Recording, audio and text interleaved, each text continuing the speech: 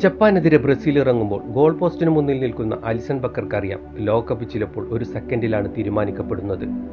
Japan എളുപ്പത്തിൽ കീഴടങ്ങുന്നവരല്ല. Penalty ഷൂട്ടൗട്ടിലേക്ക് മത്സരം കൊണ്ടുപോകാൻ അവർക്ക് കഴിഞ്ഞാൽ ഈ ലോകകപ്പിൽ പ്രതിരോധത്തിന് ആത്മവിശ്വാസം നൽകിയ അലിസൺ ജപ്പാനെതിരെയും ബ്രസീലിന്റെ ആദ്യ കരുത്തായിരിക്കും. മുന്നിൽ കസമിറോ നിൽക്കുന്നു. വർഷങ്ങളായി ലോകത്തിലെ ഏറ്റവും വലിയ വേദികളിൽ പോരാടിയ യോദ്ധാവ്. ലോകകപ്പിൽ അനുഭവത്തിന് ഒരിക്കലും പ്രായമില്ലെന്ന് അദ്ദേഹം വീണ്ടും വീണ്ടും തെളിയിച്ചു. ഇതുവരെ നടന്ന മത്സരങ്ങളിൽ ബ്രസീലിന്റെ കളിയുടെ വീതം നിയന്ത്രിച്ചതും സമ്മർദ്ദത്തിനിടയിലും ശാന്തമായി ആക്രമണങ്ങൾ കെട്ടിപ്പടുത്തതും ബ്രൂണോ ഗുമാറസ്. സഹതാരങ്ങൾക്ക് ഇടം സൃഷ്ടിക്കുന്ന കളിക്കാരെ ഫുട്ബോൾ ഒരിക്കലും മറക്കില്ല. ഈ ലോകകപ്പിൽ കുൻഹയുടെ ത്യാഗമാണ് പല ആക്രമണങ്ങൾക്കും ജീവൻ നൽകിയത്. ആ ഇടങ്ങൾ ഉപയോഗിച്ച് മിന്നലായി കുതിക്കുന്നത് വിനീഷ്യസ് ജൂനിയറാണ്.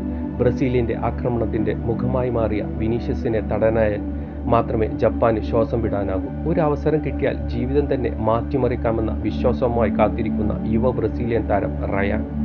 ജപ്പാൻ ഇരട്ട മാർക്കിംഗ് ഉപയോഗിച്ചില്ലെങ്കിൽ വിനീഷ്യസ് ഇടതുവശം കീറി നിരവധി അവസരങ്ങൾ സൃഷ്ടിച്ചേക്കാം.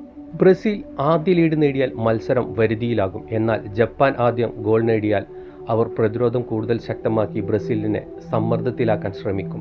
ജപ്പാൻ പ്രതിരോധത്തിന് മുന്നിലേക്ക് പുതിയ കാലുകളും പുതിയ ഊർജവും പുതിയ പ്രതീക്ഷയുമായി നെയ്മർ ഓടിയെത്തുകയാണെങ്കിൽ അത് വെറും ഒരു പകരക്കാരൻ്റെ എൻട്രിയാകില്ല. ജപ്പാൻ വരുന്നത് അച്ചടക്കത്തോടെയും പോരാട്ട വീര്യത്തോടെയുമാണ്. പക്ഷേ ബ്രസീൽ ഇറങ്ങുന്നത് മറ്റൊരു വികാരവുമായാണ്. അലിസന്റെ വിശ്വാസവും കസമിറോയുടെ അനുഭവവും ബ്രൂണോയുടെ ബുദ്ധിയും കുൻഹയുടെ ത്യാഗവും റയാന്റെ യുവത്വവും വിനീഷ്യസിന്റെ തീയും നെയ്മറിന്റെ സ്വപ്നവും. ഈ ഹൃദയങ്ങൾ ഒരേ താളത്തിൽ മിടിച്ചാൽ അത് ലോകത്തോട് വീണ്ടും ഒരിക്കൽ കൂടിയുള്ള പ്രഖ്യാപനമായിരിക്കും. സാമ്പ ഇപ്പോഴും അവസാനിച്ചിട്ടില്ല.